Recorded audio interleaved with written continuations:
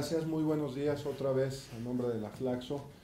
Soy Sergio Segura, soy tutor de la especialidad y bueno, y como dijo el doctor Temkin y también en su momento el doctor Carlos Gay, pues yo creo que una muy buena oportunidad que tenemos en la Flaxo de aportar desde nuestra trinchera, que es de la política pública, y en este caso en dos vertientes, energética y medioambiental, pues algo para analizar el tema del cambio climático. Originalmente el Congreso estaba diseñado para hablar de la ciencia, hablar de la parte, digamos, de los números rudos del cambio climático, y nosotros desde la perspectiva de la Flaxo quisimos aportar el tema de política. Sí debo mencionar que este congreso está particularmente enfocado, y como ustedes verán en el programa, en la parte de mitigación del cambio climático, y particularmente en los temas que rodean el uso de la energía y sus diferentes vertientes y la diferente cadena alrededor de la energía, ¿no? El tema de adaptación al cambio climático y vulnerabilidad será tocado de manera muy superficial a lo largo de nuestro congreso en estos 2 días, pero el enfoque particular es sobre el tema de mitigación, ¿no? Y con ello, pues bueno, me da muchísimo gusto que nos acompañen esta mañana, y tenemos pues un panel de lujo para iniciar y marcar el tono de nuestro congreso en estos 2 días. Quisiera decirlo, bueno, el maestro Don de Buen se incorpora en unos minutos, él debe de estar llegando, ya viene en camino, y resulta curioso, y lo voy a decir, que tenemos 2 directores y 2 exdirectores del INEC y de la Comisión Nacional para el Uso Eficiente de la Energía, ¿no? Y digo, eso habla también de que el panel de expertos nos va a presentar también 2 perspectivas sobre el tema, una institucional y una desde el terreno de lo social y desde el análisis de la política.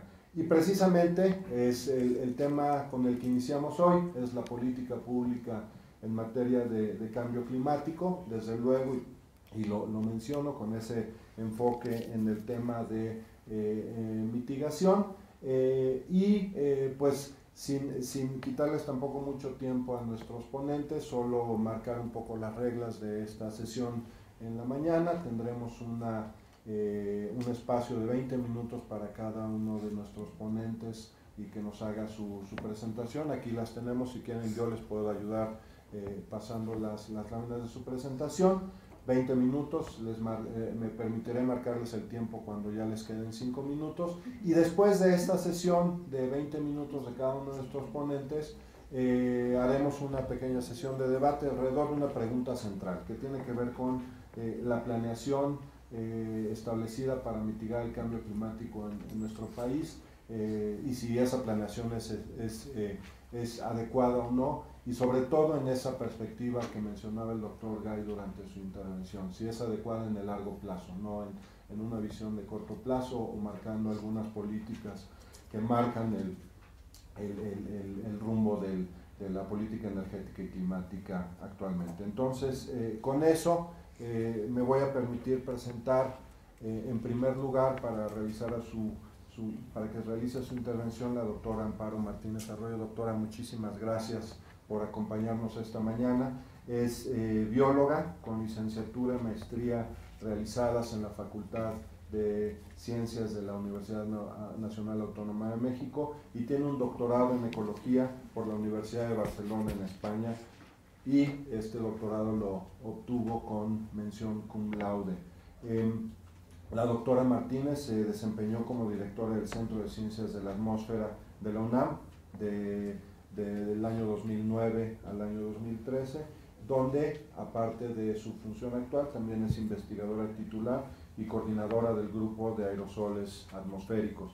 La doctora Martínez ha sido pionera en el estudio de las interacciones atmósfera-biosfera en sistemas acuáticos, es experta en análisis de problemas ambientales, así como en las relaciones que existen entre ciencia y sociedad. Ha colaborado, por ejemplo, en la elaboración y establecimiento del Programa Nacional de Playas Limpias, ¿no? Y También ha participado y ha desarrollado múltiples trabajos de investigación que abarcan los efectos de la variabilidad, del cambio climático y en ecosistemas acuáticos y terrestres, posibles escenarios.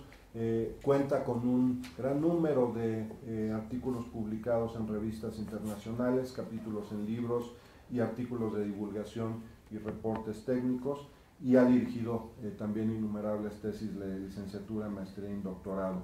Actualmente, la doctora Martínez es la directora ejecutiva del Instituto Nacional de Ecología y Cambio Climático, y pues le agradecemos nuevamente su presencia, doctora. Cuenta usted con 20 minutos para su intervención. Gracias, podemos poner la presentación.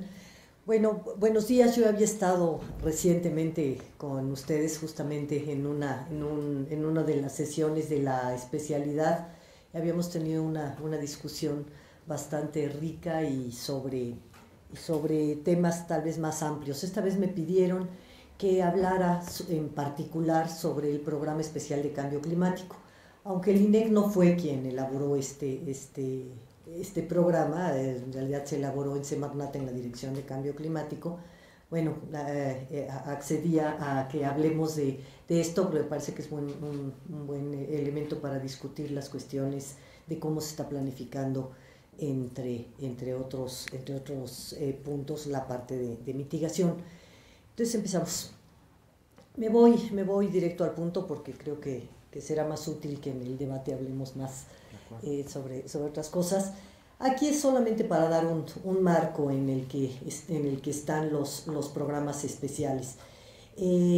Efectivamente estamos de acuerdo en que los programas que tienen que ver con medio ambiente tienen que trascender los periodos sexenales a los que estamos de acuerdo, pero en nuestro marco normativo, en realidad, si bien tienen que poner las bases y son el inicio para lo que sigue, los programas especiales tienen que acotarse dentro de un periodo administrativo a lo que se tiene que hacer, y pues no es la excepción y está dentro de también alineado con todos los demás programas, el Nacional de Cambio Climático, el programa sectorial y toda esto que está alrededor de cómo estamos abordando la política de cambio climático. La que sigue, por favor.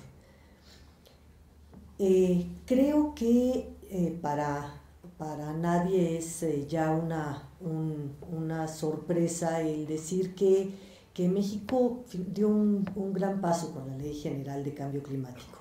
Fue el segundo país en el mundo que lo hizo, el primero fue Gran Bretaña, y esto lo que significa en este medio es que está realmente poniendo una estructura institucional que pueda afrontar todos los retos que vienen en distintos campos. Porque una es tener planes, de los cuales en nuestro país conocemos cómo se hacen, y se hacen muchos y no necesariamente se hacen, pero otra es ya alinear la estructura institucional para que pueda responder a ello. Esto por lo menos da una posibilidad mayor de que se puedan hacer y llevar a cabo los planes. Entonces, bueno, la Ley General de Cambio Climático, que entra en vigor en octubre de 2012, establece estos principios y prevé la creación de un sistema nacional de cambio climático. ¿La que sigue?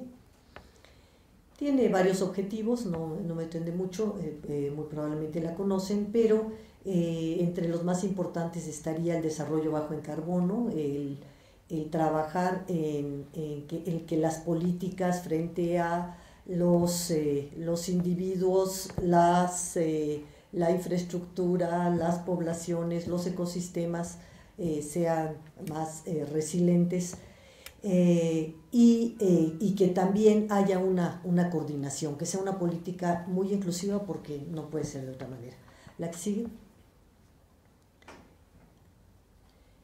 El problema lo tenemos claro, la urgencia también, a pesar de todas las campañas, de todos los acuerdos, desde que se firmó el protocolo de Kioto, las emisiones se han duplicado y no parece todavía en el panorama que haya una reducción muy significativa con todos los acuerdos que se están vislumbrando en el corto plazo. ¿La que sigue? En el contexto internacional, este nuevo arreglo, pues tiene que ver no con el hecho de que México sea un gran emisor, no es un gran emisor, aunque suena fuerte cuando se dice que estamos en el 12avo, entre el 12avo y el 14avo lugar. La verdad es que más del 70% lo emiten los 10 primeros. Entonces, puede sonar fuerte, pero en realidad el peso no es tanto de... Sin embargo, es realmente una posición de compromiso frente al mundo y a un problema global frente al que se está actuando, además de que efectivamente México es un país muy vulnerable al cambio climático, que está ya empezando a ver muchos de los posibles efectos ante los eventos extremos, por ejemplo, de lo que sería ya un cambio climático establecido. La Ley General de Cambio Climático tiene también como una ventaja o una innovación el que presenta metas de reducción numéricas. Ya dice cuánto es lo que piensa reducir hacia el 2020, que es un 30% respecto a una línea base, y ya plantea que el 35% de sus energías deben de ser energías limpias para el 2024. ¿La que sigue? En fin, para acercarnos ya a lo que es el programa, solamente les quiero comentar que la Ley General de Cambio Climático tiene varios componentes importantes, entre los que están la planeación de todo esto. Ustedes conocen mucho más que yo, de financiamiento, instrumentos, inspección y vigilancia, pero tiene una parte importante que es la ciencia y la tecnología, que no podía estar fuera de un esquema, de un sistema de cambio climático institucional que pretenda afrontar estas cosas. En ese sentido, creo que también de manera bastante acertada se toma como base un instituto de ecología, que era el Instituto Nacional de Ecología, que ya existía, para a partir de ahí construir un instituto que ataque tanto la parte de ecología como de cambio climático. Digo muy acertado porque evidentemente el cambio climático está muy ligado a lo que es la ecología, los ecosistemas y los problemas ambientales en general. También hay otro elemento que me parece importante destacar en este sistema, que es la posibilidad de evaluación, que también recae en el INEC, que es el encargado de la parte de ciencia y tecnología, y que es un reconocimiento más que otra cosa a que estamos ante un proceso dinámico, un proceso en el que no se pueden marcar ya de una vez y por muchísimo tiempo una serie de medidas, sino que se tienen que estar revisando constantemente, ver si funcionaron, comparando con el mejor conocimiento disponible cada vez, para ver si se modifican o si se tienen que reforzar o qué se tiene que hacer. En ese sentido, la parte de evaluación es una parte fundamental, creo yo, de la política de cambio climático que se está siguiendo. Estamos apenas, ya se los contaré un poco más adelante, entrando en la formación de esta coordinación de evaluación, pero es de los puntos que van a poner a prueba las políticas públicas, si somos capaces de ver si se cumplió, si no se cumplió un programa, por qué no se cumplió, qué medidas se toman, cambiarlo, en fin. Creo que es una cosa que no estamos muy acostumbrados a hacer en las políticas que se aplican. La que sigue, por favor. Bueno, ante esto está la estructura institucional, está un Consejo de Cambio Climático formado por 15 científicos provenientes de ONGs, de sector privado, sector público, académico. Está la Comisión Intersecretarial de Cambio Climático, en donde se reúnen todas las secretarías y toman una serie de decisiones en torno a las decisiones de política, y sobre todo tratan de asegurar la transversalidad de las medidas que se toman. Ahí se aprueba los programas especiales, por ejemplo, y la coordinación de evaluación, en fin, una serie de acuerdos se toman en la comisión intersecretarial. Está el INEC, los gobiernos estatales, en fin, toda esta estructura que ven ustedes ahí. La que sigue, por favor. La estrategia nacional, no me voy a meter mayormente a eso, pero que es un instrumento rector de largo plazo, es una estrategia con una visión de a 10, a 20 y a 40 años, por lo cual es uno de los pocos documentos que tenemos de ese tipo y es interesante verlo con visión crítica de largo plazo, de lo que sea, pero es interesante tomarlo como un instrumento importante. La que sigue. Los esfuerzos de mitigación de los que se habla en esta estrategia pues proponen contabilizar nuestras reducciones y un punto tal vez novedoso en la estrategia con respecto a otras que tienen otros países es la decisión de incorporar los contaminantes climáticos de vida corta. Ahora les voy a decir por qué.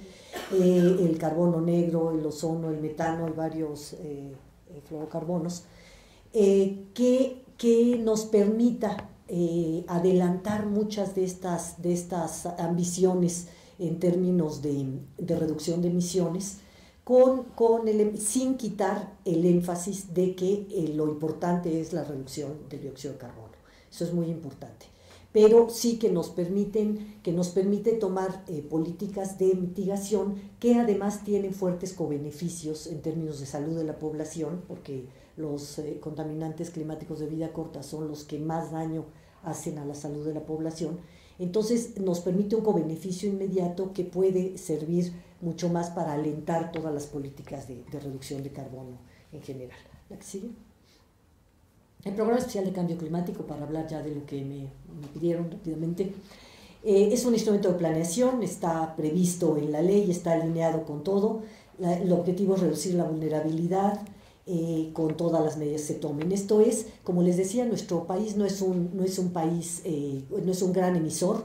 Entonces, nuestras medidas de mitigación, estamos convencidos que tienen que ir acompañadas de cobeneficios y también que permitan medidas de adaptación al mismo tiempo. No nos podemos dar el lujo solamente estar pensando en la mitigación sin reconocer la gran cantidad de problemas ambientales, sociales que tenemos en la actualidad, que tenemos que atacar al mismo tiempo. Entonces, nuestras medidas tienen que ser mucho más imaginativas. En ese sentido, estoy totalmente de acuerdo con lo que comentaba hace un rato Carlos, tenemos que meter mucha creatividad en esto. ¿Lo que sigue? En ese sentido, este programa especial de cambio climático, que es el segundo que se hace, el primero se había hecho en la administración anterior, representa la contribución de la Administración Pública Federal, y eso hay que tenerlo en la mente cuando se ven los números. Solamente está hablando de las reducciones en la Administración Pública Federal. Bueno, da metas indicativas. Aquí habría que decir que para los 288 millones de toneladas que se tienen o que se tiene previsto en la ley que se reduzcan, pues aquí sería 83.2 hasta el 2018, lo cual nos hace ver que estamos como muy abajo, que habría que incrementar la ambición, pero de manera lo más realista posible es lo que se sacó aquí, pero no queda cerrado a que no se vaya aumentando en el camino. Es un piso, es una base nada más. Se ponen las otras medidas que dicen que incluyen nada más, son todas estas medidas nacionales para la mitigación, que dependen de presupuesto y de presupuestos internacionales básicamente. Por eso no se ponen de una manera segura, sino que depende de que haya el presupuesto para hacerlas. Y también se calculan con un horizonte de potencial de calentamiento global de 20 años y de 100 años. ¿La que sigue? La elaboración del PEC es también una cuestión importante. Participaron 14 secretarías. Esto que además, a diferencia tal vez de lo anterior, ya me corregirá Juan si no fue así, pero aquí la ventaja es que, o lo que se procuró fue que todos los programas, todo lo que se pusiera ahí tuviera presupuesto. No se puso ninguna medida de reducción que no tuviera presupuesto atrás, porque si no es muy difícil lograr o el cumplimiento, o hay miles de posibilidades. Y participaron todos estos que se ven ahí, y fue realmente un cabildeo el estar viendo, a ver, trata de reducir más, en qué otro proceso puedes reducir, en qué, cómo se mete, y con eso se iban poniendo. Con lo cual hay que decir que por eso tal vez es un poco conservador, pero de alguna manera está asegurado. Menos que eso no puede ser, ¿no? Lo que sí. Esto empezó con un diagnóstico de la situación actual del país en cambio climático, con una cantidad, el PEC tiene una estructura de 5 objetivos, 26 estrategias, 199 líneas de acción, entre esas 77 son de adaptación y 81 de mitigación, así como otras de construcción de política de Estado. En ese sentido creo que vale la pena echar una leída. Por cierto, va a salir ya una versión amigable, porque la que salió fue hecha con los formatos de Hacienda, y verdaderamente es horrible. Esto lo reconocemos, no había manera, 8 palabras para esto, 14 para tal otro, entonces está como apache, está muy extraño, pero bueno, así lo teníamos que presentar, con esas cosas, pero en realidad ya se está por publicarse una versión amigable, donde ya se puede leer un poco, con un poco más de fluidez. Sí. Bueno, cada línea de acción cuenta con presupuesto, como les decía, y hay un anexo del presupuesto federal que tiene estos recursos ya reservados. La que sigue, por favor. Bueno, el diagnóstico, no me voy a detener en ello, todos tenemos una idea de cómo está el país en este sentido, pero digamos que algunos datos relevantes en los que se basó fueron estos que les presento aquí. La que sigue. También para mitigación se tuvo que hacer otro tipo de diagnóstico, en el que sobre todo lo que se estuvo viendo fue el potencial que había y rehaciendo el inventario. Antes teníamos varios inventarios de gases. Ahora es solamente un inventario, lo lleva el INEC y reúne gases de efecto invernadero, gases criterio, gases de todos los demás, y se reúne en uno solo. Esto, la ventaja que tiene es que, aunque seguimos colaborando con todas las otras entidades que tienen datos para elaborarlo, podemos ajustar la metodología, podemos ir de una manera mucho más segura con todos los cálculos, y que ahora se van a pasar a los estados de esta misma forma, por lo cual nuestro inventario es más sólido. La que sigue, por favor. Entonces, bueno, nada más para mencionar los objetivos que tal vez podemos discutir en un rato. Es reducir la vulnerabilidad de la población, conservar, restaurar y manejar sustentablemente los ecosistemas, reducir las emisiones, reducir también los contaminantes de vida corta, que está puesto como uno de los objetivos, y consolidar la política nacional de cambio climático mediante instrumentos eficaces. En esto es donde estamos pidiendo también mucho la colaboración académica. La que sigue. Las NAMAs, que eran de las que les hablaba hace un rato, las acciones nacionalmente apropiadas de mitigación, son acciones voluntarias. Tenemos varias anotadas, algunas ya cuentan con un presupuesto, otras no, pero que es ahí donde se pueden dar muchas de la creatividad de la que les hablaba, y se pueden realmente construir y nominar por grupos de la población que lo presenten con las dependencias adecuadas, pero son realmente algunas opciones para las cuales hay mucho presupuesto internacional disponible. ¿La que sigue? Bueno, pues en ese sentido el INEC colabora con estas áreas dentro de las líneas de acción. Nosotros tenemos 13 líneas de acción dentro del PEC, que están dentro de estas áreas que les muestro ahí: el Atlas Nacional de Vulnerabilidad, el inventario que les mencionaba, varias de las líneas que están ahí contempladas. La que sigue. La evaluación de la política nacional es otra de las cosas que va a tomar el INEC, y que también van a poder evaluar de una manera más directa cómo funcionó el programa especial y cómo están funcionando el resto de los programas de política ambiental. ¿La que sigue? Pues eso es todo. Muchas gracias.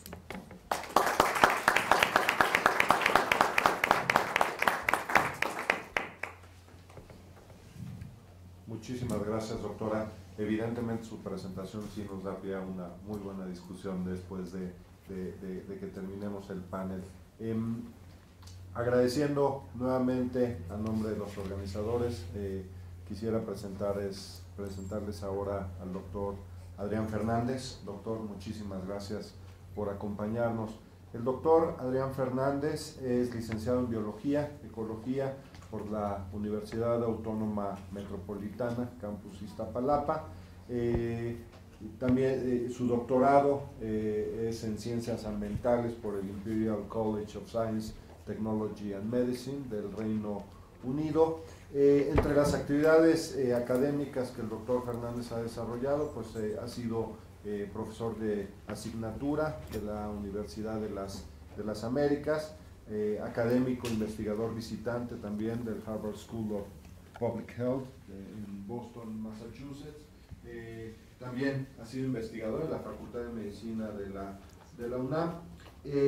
Entre su experiencia laboral, que es muy amplia, ha trabajado, se ha desempeñado tanto en el sector público como en el privado y académico, en la Secretaría de Desarrollo Urbano y Ecología, desde luego en la Universidad de las Américas. También ha sido consultor externo para la Organización Mundial de la Salud, y desde luego también en su momento asesor del Instituto Nacional de Ecología, del cual fue en su momento también director general.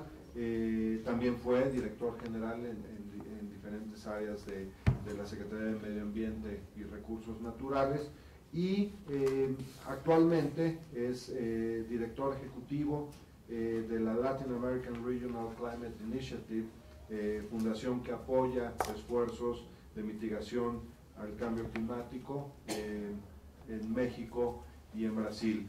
Entonces, agradeciéndole nuevamente, doctor, le cedo la palabra por 20 minutos, por favor. Sí, muchas gracias. Gracias por la amable invitación para estar acá con ustedes con tan distinguido panel y para discutir un tema tan importante para México.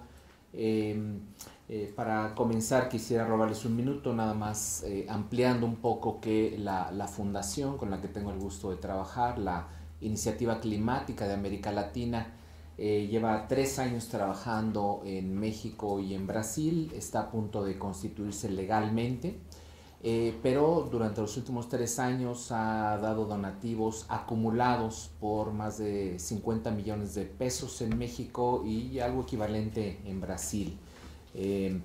La mayor parte de los donativos que damos, yo diría que al menos 2/3 de los donativos, bueno, primero el mandato de la Fundación Regional es promover, apoyar, incentivar que avancen lo más rápido posible y con la mayor escala posible las acciones políticas de mitigación en los 2 países que trabajamos, México y Brasil. Más de la mitad, quizás cerca de 2/3 de nuestras inversiones, las hacemos para atender lo que con frecuencia son peticiones explícitas del gobierno, diferentes instancias del gobierno o del Congreso de la Unión.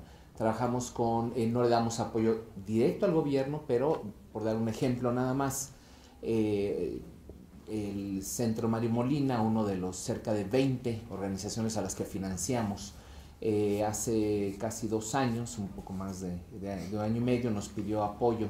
De hecho, quien pidió apoyo es a la Secretaría de Energía para que tuviera mayor capacidades y asesoramiento técnico, porque iban a preparar sus programas de gobierno, el programa de energía sectorial, una serie de instrumentos de política que es mandato de la Secretaría de Energía y que desafortunadamente, y esto es una cosa histórica, Juan le tocó sufrirlo también en su momento hace muchos años.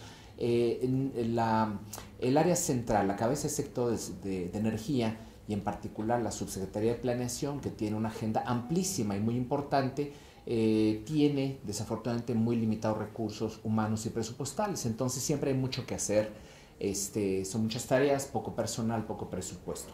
Entonces la mayoría de los recursos que invertimos son para generar estudios, análisis y apoyar cuestiones que nos solicita diferentes dependencias gubernamentales, el Congreso de la Unión, etc. Termino diciendo esta introducción que somos la más pequeña y la más joven de una familia de fundaciones regionales que hay en el mundo. Tenemos parientes institucionalmente hablando en la India, en China, en Europa, en Estados Unidos, y yo tengo el gusto de colaborar con el capítulo América Latina, que por el momento trabaja en México y Brasil. Tenemos una oficina en Río de Janeiro y una aquí en la Ciudad de México. Somos un staff muy pequeñito, 5 personas en Brasil, 7 en México, porque fundamentalmente nos dedicamos a dar donativos de recursos que concentramos hasta el momento de 4 grandes fundaciones internacionales, 2 estadounidenses, una suiza, una británica. Esperemos que a partir del año que entra podamos expandir nuestras fuentes de financiamiento.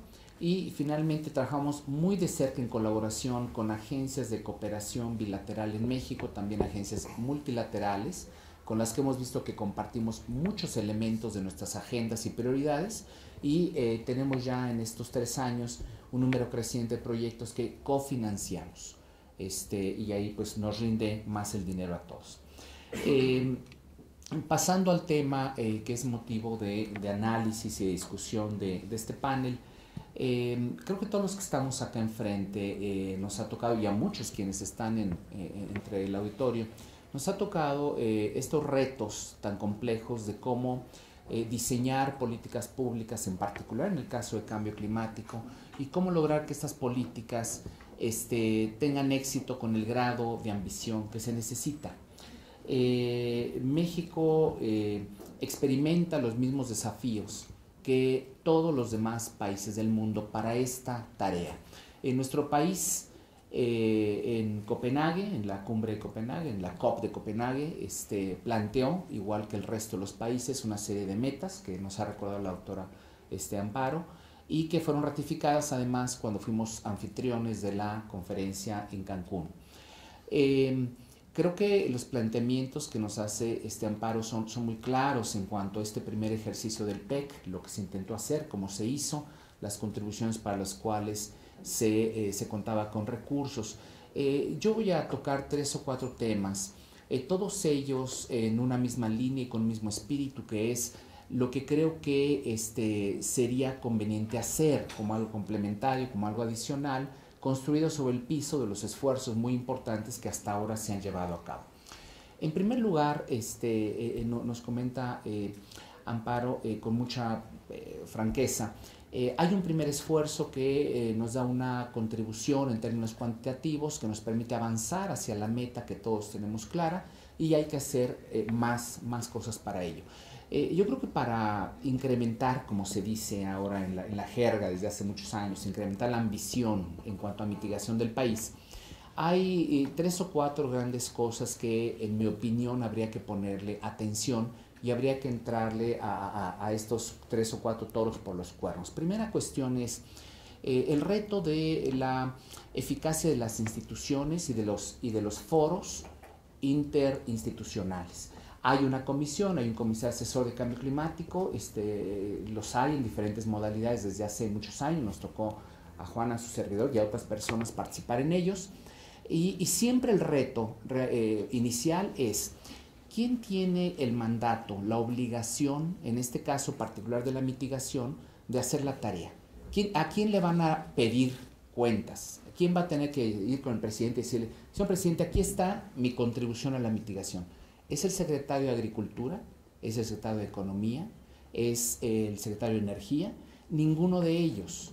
Entonces, esto lo comento porque a pesar de los esfuerzos, no solo de la actual administración, sino anteriores administraciones, ha sido, creo que, demostrado en México y en muchos lugares del mundo que cuando se requiere montar políticas de Estado, realmente políticas de Estado, que requieran forzosamente la participación comprometida de muchos sectores, no solo del sector ambiental o que lleva la agenda de cambio climático, es, en mi opinión, indispensable que haya mecanismos donde se dé una coordinación eficiente en un entendimiento de que todos son corresponsables, que no le están haciendo ningún favor a la Secretaría de Medio Ambiente, que con mucho interés y con muchas ganas va y convoca y les pide y les dice, y por supuesto que al final, si no es en el mandato de esas otras dependencias que tienen bastantes cosas de qué preocuparse, ¿no? Agricultura de seguridad alimentaria, energía, de que haya acceso a energía para todos, a precios razonables, que no falten los energéticos, el petróleo, la gasolina, los combustibles,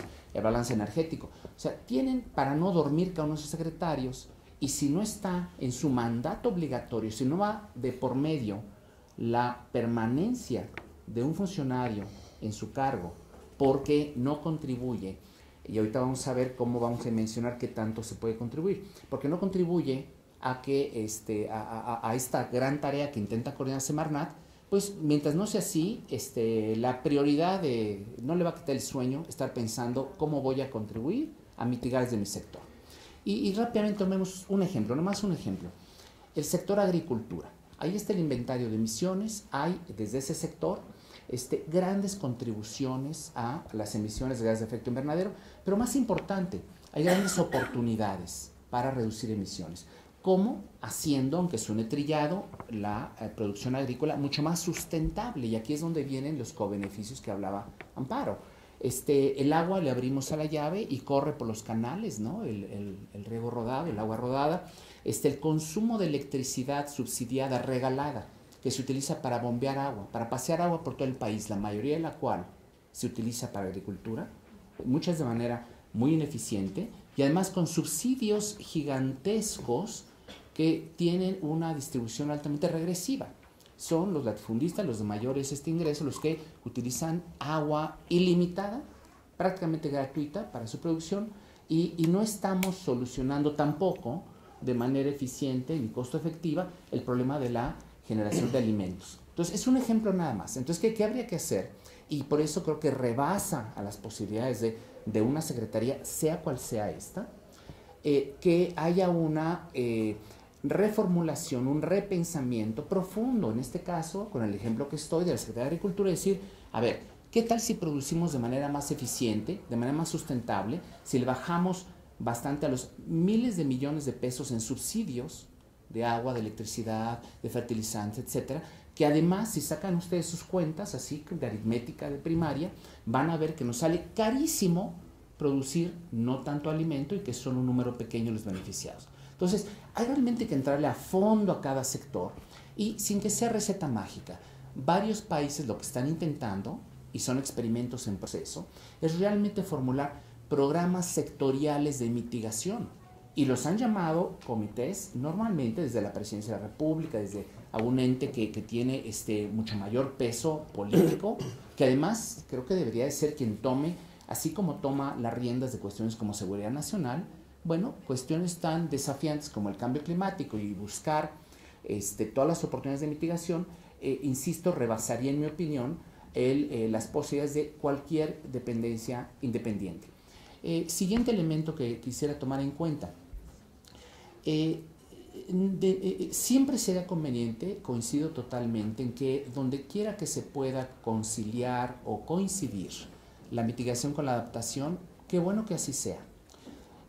Yo creo que la visión que se debería tener para hasta dónde llegar, hasta dónde sería obligación de México aumentar su ambición, yo lo definiría de manera muy sencilla y recordaría el famoso estribillo de las responsabilidades comunes pero diferenciadas y depende a sus respectivas capacidades. Esa última parte para mí me da la clave. Y yo diría que imaginemos en nuestra mente cuál sería el potencial de mitigación accesible en los grandes sectores que contribuyen con emisiones y que podría realizar México para su propio beneficio. Si estamos o no aplicando en los diferentes sectores las prácticas más adecuadas de sustentabilidad. Lo que dije, el ahorro del agua, que no regalemos la electricidad, etcétera, etcétera. Eso no es conveniente para el país. Olvídense del cambio climático. No es conveniente para el país. Entonces, yo el rasero con el que me diría a cada sector a fondo, realmente pasarlo a la prueba del ácido es, a ver, vamos a ver si tus actividades son sustentables, si el manejo del agua, de la energía, el balance económico, tiene unos subsidios, cómo están distribuidos, realmente los subsidios apoyan a quienes lo necesitan, o desafortunadamente traemos que es un rezago de muchas décadas en algunos casos de subsidios altamente regresivos, ¿no? Y algunos hasta perversos, que lo que hacen es fomentar, aunque no sea su intención, mayor consumo de energía, de agua, mayor deterioro ambiental. Bueno, entonces, como ven, no he hablado en lo absoluto de que aquí nadie tiene que inmolarse, ni sacrificarse, ni que México dé el paso al frente a tomar un balazo en el pecho. No, es nada más, tenemos una gran oportunidad y creo que esta administración la puede capitalizar, y yo, si me preguntan, yo casi pondría mi apuesta en que sí lo va a hacer, a cerrar esa brecha entre lo que es posible y conveniente con lo que se está haciendo ahora. Es muy sencillo esa ecuación para operar, para que no nos metamos en cuestiones que no nos convienen. Y habrá otro tramo adicional de potencial mitigación, en donde México le tiene que decir pronto al mundo, ahora que están evolucionando algunos mecanismos financieros, decirle al mundo, miren, yo voy a hacer este esfuerzo hasta este tramo, ¿no? Es el PEC, más otras cosas que faltan que México puede hacer en su interés y sin menoscabo de su economía, ni comprometer en un costo de oportunidad otras cuestiones de agenda social. Y encima de eso, un tercer piso de cuestiones para los cuales México podría ofrecer al mundo que hay más posibilidades de mitigación, pero ahí sí sería indispensable que hubiera apoyos financieros para cerrar la brecha de los costos incrementales contra una alternativa que sería más barata para México y que México con gusto exploraría la posibilidad de, en vez de tomar un camino de mayor carbonización, irse por opciones de menos impacto climático, pero ahí es en donde le damos significado, que tenemos que hacerlo, al sentido de condicionalidad que pusimos en la meta mexicana. A eso se refiere. Y ya es tiempo de aterrizar ese concepto, de deshebrarlo, ponerlo en blanco y negro y decir, a esto se refiere México. De la meta de 288 millones de toneladas, que es más o menos lo que nos han recordado Amparo, que corresponde con respecto a la línea base, bueno, ¿hasta dónde podemos llegar? 200, 220 más o menos, y el resto, ahí es en donde México puede dar el ejemplo mundial, decir, y aquí estamos para lo que se les ofrezca. Tengo otro tramo de emisiones que caen perfectamente en la definición que se planteó de la meta, que es la condicionalidad, pero ya no quedan vivo o difusos, sino que les decimos, aquí están compañeros, vengan para acá, necesitamos mecanismos de financiamiento, ya sea en algunos casos, financiamiento para cubrir costos de inversión de capital, o sea, acceso a préstamos accesibles, a veces es todo lo que se necesita, y en otros casos no, en otros casos México dirá conscientemente no, esto no me conviene, pero si alguien viene y me paga la diferencia entre que mis inversiones en energía solar, en vez de ser de 10 unidades, las escalamos a 30, pero ahí estaría yo penetrando quizá en escalas donde no todo ese tramo es competitivo para México, aunque seguramente es atractivo para otros mercados internacionales que tendrán que mitigar fuera de sus propias fronteras porque tienen compromisos ambiciosos e intentar cumplir con el 100% de las metas de mitigación para algunos países desarrollados y hacerlo en casa, les saldría carísimo. Ahí es donde va a empezar a darse sentido a esta cuestión de financiamiento, qué y para qué. Nadie va a dar cheques en blanco. Entonces, tenemos que formular, está pendiente, y yo tengo mucha esperanza que así se va a hacer, un camino, no solo una ruta clara de qué medidas y políticas adicionales se van haciendo, sino qué tipo de apoyos financieros son necesarios. Nadie nos va a apoyar para cosas que nosotros podemos hacer con nuestros recursos y que vamos a ahorrar dinero.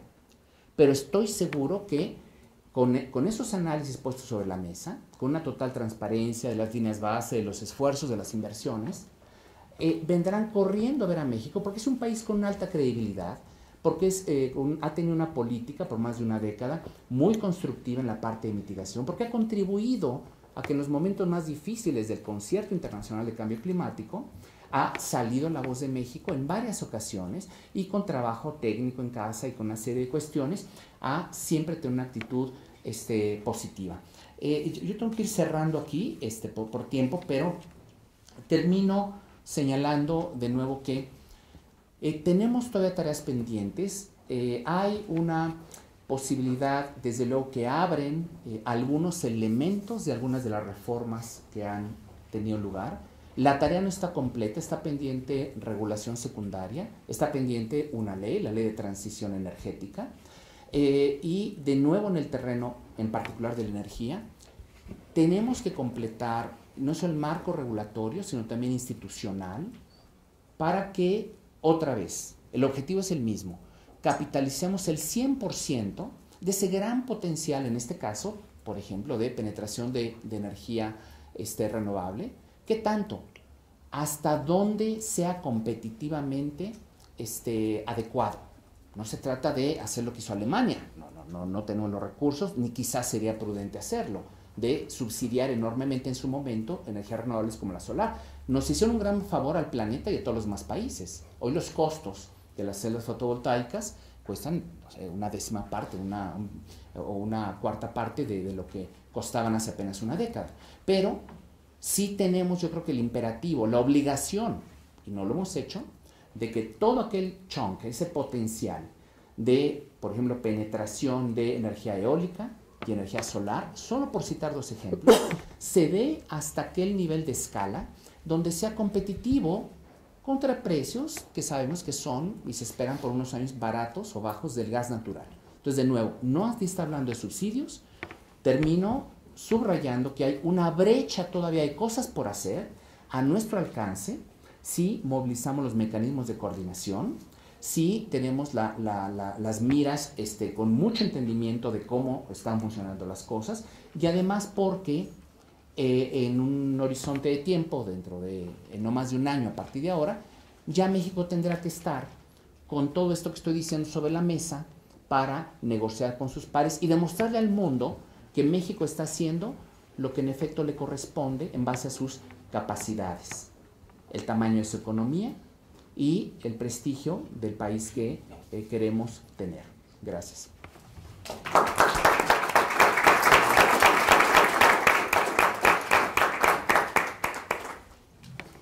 Muchísimas gracias, doctor. Creo que toca temas transversales que estaremos analizando, como es el financiamiento, gobernanza, elementos como los subsidios a los energéticos, que son muy interesantes en la política pública. Muchísimas gracias.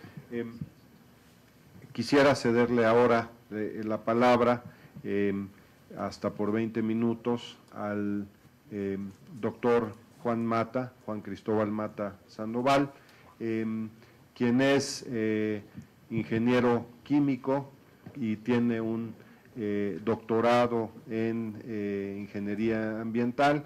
El doctor Mata tiene más de 25 años de experiencia de trabajo en el manejo y en el tema relacionado con energías limpias y prácticas sustentables, tanto en el sector público como en el sector privado, así como con un enfoque internacional en los sectores energético, industrial, comercial y de servicios. El doctor Mata ha estado involucrado desde las áreas de planeación, implementación y evaluación de programas nacionales de mitigación.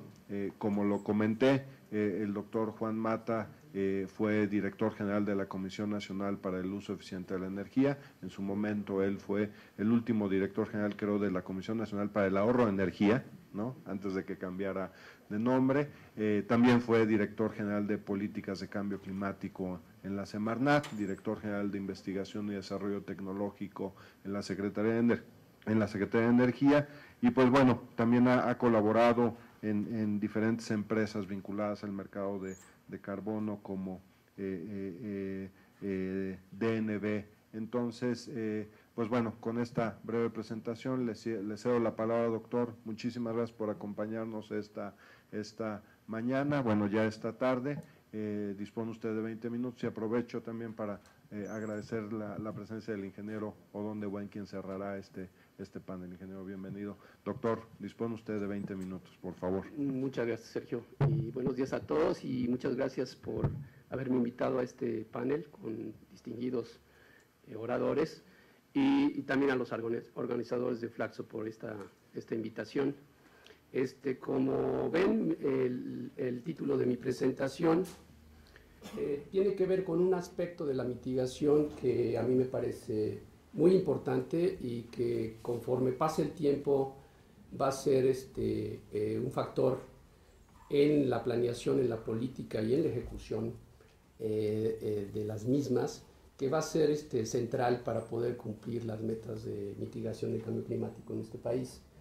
Estoy abordando este tema específico porque, bueno, pues los oradores que me antecedieron, yo suponía, estando tan vinculados con el tema de política de cambio climático y específicamente de mitigación, que iban a abordar el tema de manera amplia, bastante, y cubriendo todos los aspectos. A mí me parece muy importante hablar del tema de infraestructura urbana, porque como ustedes saben, y si pudieras poner la primera, como ustedes saben, los impactos en las emisiones de gases de efecto invernadero a nivel mundial, y México no es la excepción, se están concentrando cada vez más en actividades que tienen que ver con las ciudades y con el desarrollo urbano. México es un país en donde más de las 2/3 partes de la población viven en ciudades, y esta concentración va a ir en aumento. Y como ustedes ven, pues van en aumento las actividades de ciudades que tienen que ver con las emisiones de gases de efecto invernadero. México no es la excepción. Se estima que del inventario de gases de efecto invernadero que tiene nuestro país hoy en día, más del 60% de las emisiones provienen de las ciudades. La siguiente, por favor. Bueno, y Amparo ya nos mencionó sobre los retos que tenemos de mitigación en el mediano, largo plazo, que están inscritos en una Ley General de Cambio Climático, que están también plasmados en una Estrategia Nacional de Cambio Climático con visiones a 10, 20 y 40 años, y que el reto, como mencionó también Adrián, es un reto importante, la mitigación de 288 millones de toneladas con respecto a una línea base para el 2020 es reto importante si tomamos en cuenta que el PEC y que hay un gran esfuerzo por parte del gobierno federal en buscar aquellas acciones que, como dice Amparo, cuentan ya con presupuesto asegurado para decir, ok, esas 83 millones de toneladas de CO2, hay un compromiso porque hay presupuesto y hay programas que lo respaldan, y que el nivel de ambición ha aumentado con respecto a la administración anterior. El Programa Especial de Cambio Climático que a mí me tocó coordinar, pues tenía una meta de 50 millones de toneladas de CO2, ahora ha aumentado en más de un 50% el nivel de ambición. Y bueno, la meta hacia el 2020 ahí está. El reto es muy importante. ¿Puedes poner la siguiente, por favor? Nada más para... Este es un análisis breve que yo hice sobre las 81 medidas de mitigación que tiene el Programa Especial de Cambio Climático, y pues haciendo un barrido me encuentro que de esas 81 metas y esos 83 millones de toneladas de CO2, alrededor del 43-44% tiene que ver con infraestructura urbana, es decir, con nueva implementación de infraestructura a nivel de las ciudades. O sea, es importante la contribución. La siguiente, por favor.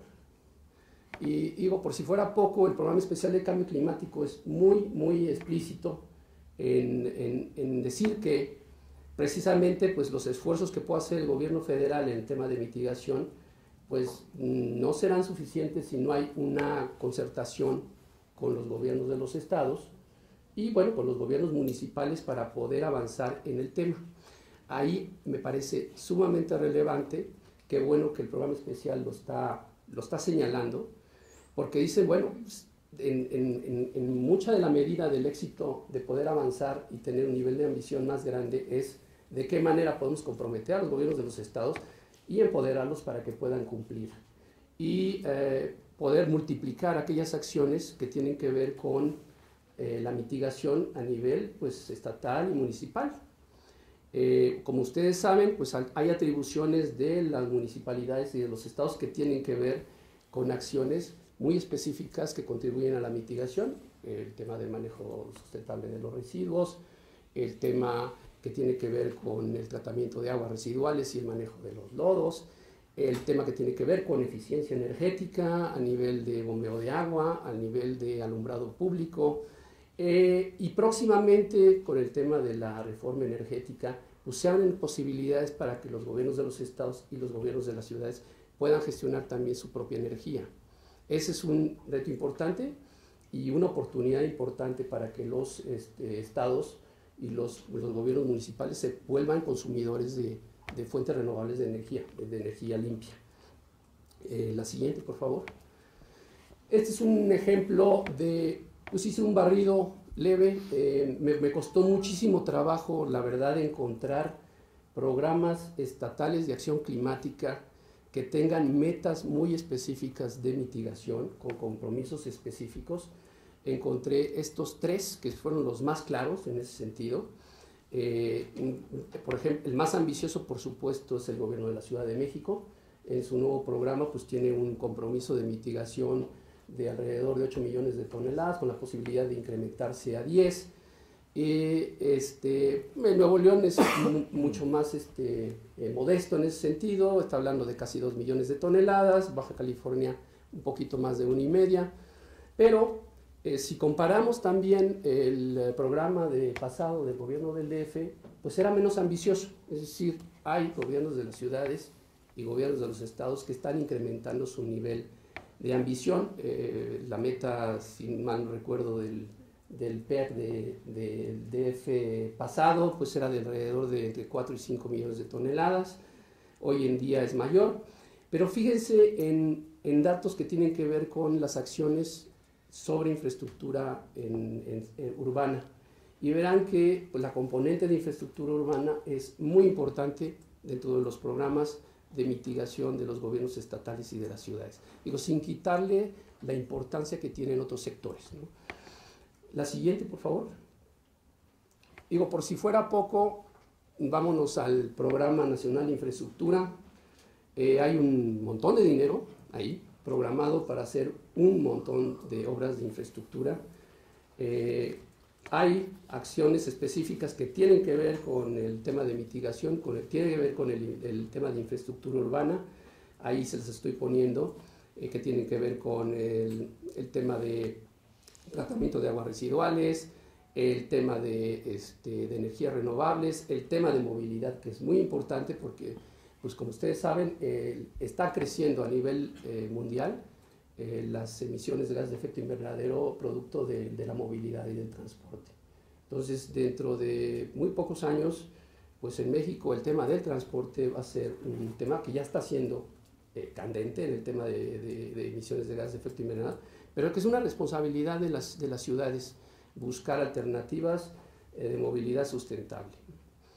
La siguiente, por favor, Sergio.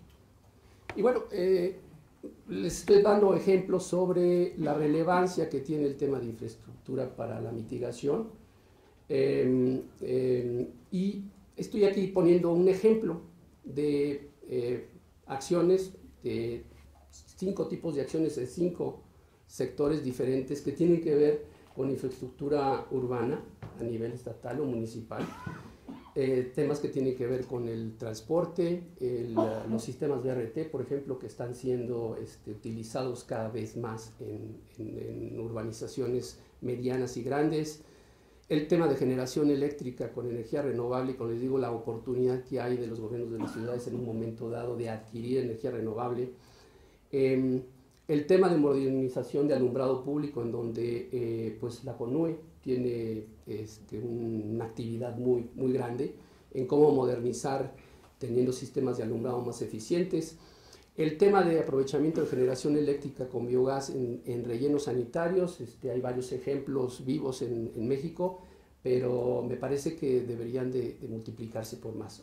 Obviamente hay un límite en las capacidades que tienen los rellenos para generar biogás aprovechable para generación eléctrica, pero todavía hay un potencial importante de hacer. Y en el tema de las plantas de tratamiento de aguas, pues hay oportunidades, existen todavía muchísimas plantas de tratamiento a nivel nacional que no tienen resuelto el tema del tratamiento de los lodos, plantas que están abandonadas, que se podrían modernizar y echar a andar otra vez. Y si ustedes ven las dimensiones de estos proyectos, pues son dimensiones medianas, pero lo que yo quería mostrarles es el impacto en mitigación que tienen. O sea, son proyectos importantes que requieren esfuerzo importante de infraestructura, y el impacto en mitigación, si nosotros lo vemos y lo comparamos con el reto que tenemos, pues podría parecer que vamos picando piedra, ¿no? A lo que quiero yo llegar con esto es que hay que acelerar la implementación de infraestructura en los gobiernos de los estados y municipales. La siguiente, por favor. Y bueno, pues tenemos instrumentos para la mitigación en marcha, tanto Amparo como Adrián ya han hablado del PEC, han hablado de la ayuda internacional y el financiamiento para estudios de planificación, para la construcción de instrumentos de política a nivel estatal, a nivel federal. Contamos con una ley general de cambio climático. Existen varios estados que están haciendo sus propias leyes estatales de cambio climático ya, echándome un clavado y buscando acciones específicas de mitigación en estados como Jalisco. Me encontré con que pues, el programa especial, el programa de acción climática que tenían está ahí, pero no está andando, pero tienen una ley estatal que están echando a andar. En el tema pues, de planeación local, como le dije, hay PEACs, hay el mandato de la Ley General de Cambio Climático de que se construyan instrumentos de planeación a nivel estatal, a nivel de inclusive municipal con los PACMUNs, y estamos muy avanzados en el tema de estudios de análisis costo-beneficio de medidas. Existen por otro lado recursos e instrumentos financieros y de fomento que yo creo que deberían de utilizarse de una manera más eficiente, pero ahí están, ¿no? Tenemos el FOTEAS en la Secretaría de Energía, tenemos el Fondo de Cambio Climático, que por mandato de la Ley General de Cambio Climático tiene que existir. No sé yo todavía si está echado a andar o no, si tiene recursos. Muchas veces la Secretaría de Hacienda pichicatea mucho de los recursos para llenar esos fondos, y los sectores realmente los necesitan, ¿no? Entonces, mi pregunta es, ¿qué se necesita entonces? Y esa es la pregunta, la siguiente, por favor, Sergio, que yo quisiera abordar de manera muy rápida antes de terminar mi participación, y que tiene que ver con el tema de la Ley Federal de Obra Pública. Es decir, la Ley Federal de Obra Pública es un instrumento legal que facilita la implementación de proyectos de infraestructura a nivel país. Y desafortunadamente, pues la Ley de Obra Pública a nivel federal es una ley que tiene muchísimos vacíos legales. Tiene muchísimos vacíos legales que tienen que ver con ahí los estoy mencionando, tienen que ver con el proceso de planeación. Aunque tenemos una ley de planeación a nivel federal, pues es una ley de planeación sexenal que cubre 6 años de administración y nada más. El proceso de planeación está muy desdibujado en la ley. La ley tiene cerca de 100 artículos y los primeros 27 tienen que ver con planeación, pero nunca hay mucha claridad en dónde están las responsabilidades de planeación. Aunque bueno, pues sabemos que mucho tiene que ver con la Secretaría de Hacienda, porque es la que hace los presupuestos. Pero por decirles algo, existen países que tienen estructuras institucionales mucho más atrevidos, como por ejemplo Colombia. Colombia tiene un organismo a nivel ministerial de planeación. En los estados, obviamente, si tenemos una ley federal de obra pública débil, con muchos vacíos, pues los estados tienden siempre a copiar lo bueno y lo malo de la federación, y cuando nosotros echamos un clavado a las leyes estatales de obra pública, pues son copias de la federal, y a veces son copias bastante malas, ¿no? Bastante deficientes. Hay vacíos y poca transparencia en los procesos de licitación. Habría la necesidad, y ahí se estaba proponiendo, la necesidad de tener órganos más autónomos que pudieran encargarse de la planeación, de la licitación, mayor participación ciudadana en los procesos de licitación. Aunque existe la figura de testigo social en la ley, pues está todavía, el proceso no es muy transparente en su elección.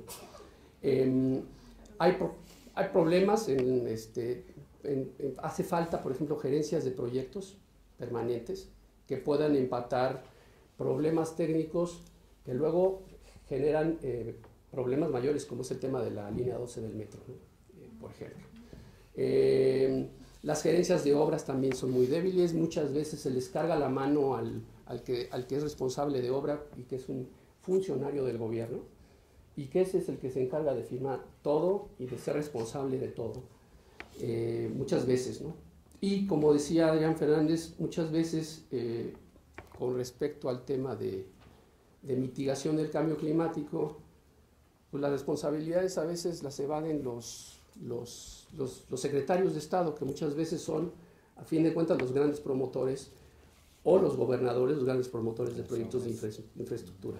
Y cuando se viene encima un problema de infraestructura, pues no dan la cara. El que termina dando la cara pues es un funcionario de medio que sirve como chivo expiatorio, ¿no? Hay problemas en las capacidades en los estados para precisamente ejecutar obra. Se necesita capacitación, se necesita construir un servicio civil de carrera estatal para este tema específico, y instrumentos de administración mucho más ágiles que le permitan a las autoridades de los estados administrar, planear, administrar los proyectos de infraestructura, ¿no? Más allá de también instrumentos de información, de infraestructura, inventarios sobre tecnologías, empresas, para que los estados también tengan la capacidad de decidir qué tecnología y con qué tipo de empresa quieren hacer una licitación, porque sucede muy a menudo que en los gobiernos de los estados se terminan escogiendo de manera pues muy discrecional proveedores de tecnología que son patito, que no tienen un respaldo tecnológico, y el problema en el tema de mitigación es importante, porque nosotros lo que queremos es que las obras de infraestructura permanezcan en el tiempo, obviamente, que sigan generando la mitigación adecuada. Y ahí se une también un problema que es inexistente en la ley de obra pública, que es el tema de la operación y el mantenimiento posterior a la entrega de obra pública, que ahí está también muy desdibujado, no es muy claro, y debería de haber más compromisos de asegurar presupuesto para el futuro de ese tipo de infraestructura, y también estrategias de modernización, ¿no? La siguiente, por favor. Y bueno, pues yo les quisiera hacer un anuncio, lo último, ya voy a acabar. Yo estoy trabajando ahora como consultor, trabajo en una ONG, una asociación civil, que es el Instituto Mexicano de Desarrollo de Infraestructura.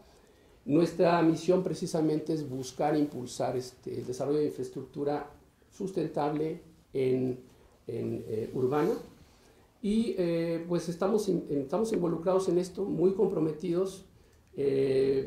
Estamos buscando y haciendo asesoría técnica a los gobiernos de los estados en su planeación de infraestructura, en su ejecución de infraestructura, y en robustecer también los sistemas de información que tengan los estados para poder hacer una mejor planeación.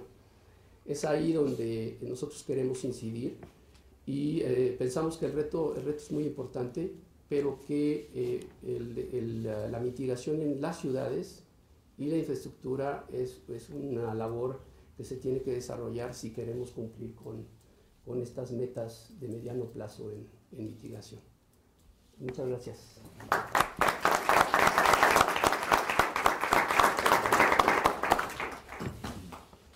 Muchísimas gracias al doctor Juan Mata. Sin duda, la dimensión local del cambio climático y este tema sobre las decisiones en las ciudades y a nivel local en México es central, y yo creo que es otro tema que debemos de abordar ahora que tengamos un espacio breve de discusión. Voy a presentar a continuación a nuestro siguiente panelista, y para cerrar esta mesa nos acompaña esta tarde el maestro en ciencias Odón de Buen Rodríguez, quien actualmente es el director general de la Comisión Nacional para el Uso Eficiente de la Energía. El ingeniero de Buen es ingeniero mecánico electricista por la Universidad Nacional Autónoma de México, y tiene una maestría en energía y recursos por la Universidad de California en Berkeley. La experiencia laboral del ingeniero de Buen incluye haber colaborado también con el Instituto de Ingeniería la UNAM, la Comisión Federal de Electricidad y el Laboratorio Nacional Lawrence de Berkeley. Entre 1995 y el 2003 fue director general de la entonces Comisión Nacional para el Ahorro de Energía, y desde ese año y hasta el 2012 fue consultor para diversos organismos internacionales y nacionales en temas de ahorro de energía, fuentes de energía renovable en Centro, Sudamérica y en México. Asimismo, el ingeniero Ebuen fue socio fundador de la Asociación Nacional de Energía Solar, de la Asociación de Empresas para el Ahorro de Energía en la Edificación y de la Red por la Transición Energética, además de haber sido miembro fundador y parte del consejo de la Alianza en Colaboración para Normas de Eficiencia Energética en Estados Unidos. Y actualmente, como mencionaba, el ingeniero Ebuen es el director general de la Comisión Nacional para el Uso Eficiente de la Energía. Ingeniero, agradeciéndole su presencia esta tarde, dispone usted de 20 minutos para su presentación. Muchas gracias, Sergio. Buenas tardes a todos. Y agradezco al doctor Benjamín Temkin haberme forzado a venir hoy con ustedes, a venir a hacer unos comentarios. Además, me acabo de dar cuenta de que yo no sé si ahora ofendo al doctor Temkin, que en el currículum no incluimos el hecho de haber sido fundadores de PIGEM junto con el doctor Temkin. Yo creo que eso tengo que, no estoy seguro todavía, pero creo que sí me conviene ponerlo como fundador de la especialidad. ¿Mandé? Inclúyalo ustedes. Sí, ni por supuesto. Sí, porque está muy cerca. No se lo llevo. Se lo robamos. Muy bien. Pues yo les voy a referir a, bueno, se habla de mitigación de cambio climático. Yo me voy a referir de manera muy puntual a lo que hacemos en la CONUE, pero con una reflexión más general de principio. La que sigue, por favor. La que sigue, por favor.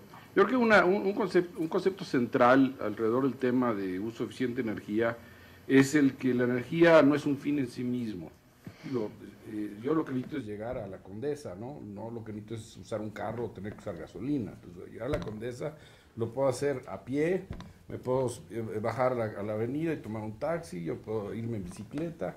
Lo importante en ese sentido, y ya en ese sentido las formas en las que uno decide, pues depende de muchos factores. Algunos tienen mayor impacto de huella de carbono y otros tienen un impacto menor. Y será la sociedad la que vaya tomando decisiones sobre cómo se va desarrollando la infraestructura que determine esta forma en que lo hacemos. También lo podemos decidir. Veo amigos muy valientes que se van sobre las calles de la Ciudad de México en bicicleta a su trabajo, lo cual celebro, pero sí me da miedo verlos de manera tan valiente circulando por la calle. La que sigue, por favor. Un factor importante que considerar también, y esta es una gráfica, no voy a tener en ella porque refleja muchas cosas. Es una gráfica que tiene tres variables. Una es el consumo unitario de un refrigerador, del refrigerador promedio en Estados Unidos. Otro es su tamaño promedio y el otro es su costo promedio. La curva va de 1947, que es, digamos, el año en que los refrigeradores empiezan a hacerse comunes en los hogares en Estados Unidos y en el mundo, y termina en 2002. La primera que mostraré, la primera línea, la cual acentuaría es la morada, que es el tamaño del refrigerador. Los refrigeradores, como lo sabemos, han ido creciendo de tamaño a lo largo del tiempo. Sin embargo, la segunda, que nos dice dos cosas, muestra cómo ese consumo unitario siguió creciendo hasta una fecha importante, que es el principios de los 70s. Precisamente principios de los 70s es cuando viene la crisis del petróleo, es cuando el mundo empieza a dudar, digamos, de que si puede depender de él, y toma conciencia de muchas cosas, entre ellas de que es posible no solo actuar del lado de la demanda, preocuparnos de la oferta energética para darnos los servicios que tenemos hoy en día, sino también de lo que ocurre del otro lado del medidor, en donde lo que nosotros utilizamos.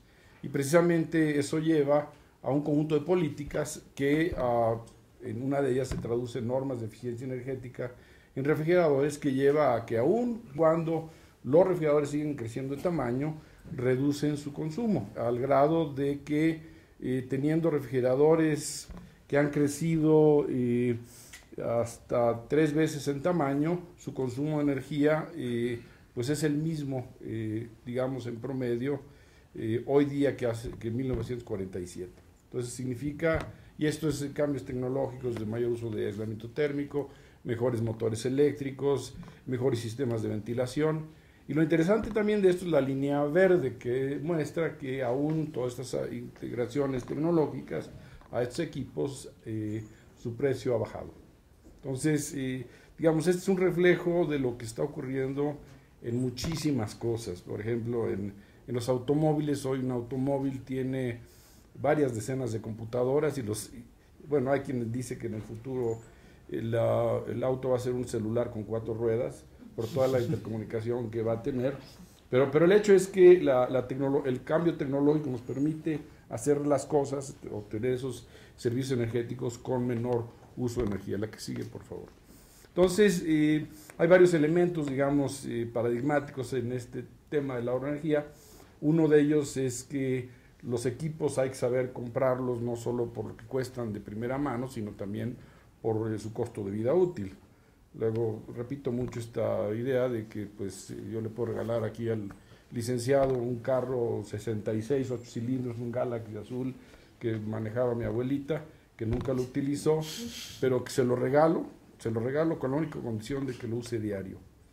Entonces simplemente a él no le va a convenir, digo, es un bonito regalo, pero el hecho es que le voy a cargar toda la factura del consumo de gasolina por ese vehículo. La que sigue, por favor. Y bueno, hay 2 vías para ahorrar energía de manera general. Uno es a través de los hábitos, de las formas en las que uno prende o apaga la luz, deja prendido el auto, se sube uno al auto solo o va uno acompañado, o a través de la inversión, es decir, cambio mi auto para que sea más eficiente, tengo una casa que está aislada, cambio mi equipo de aire acondicionado. Entonces son dos vías generales. Adelante, por favor.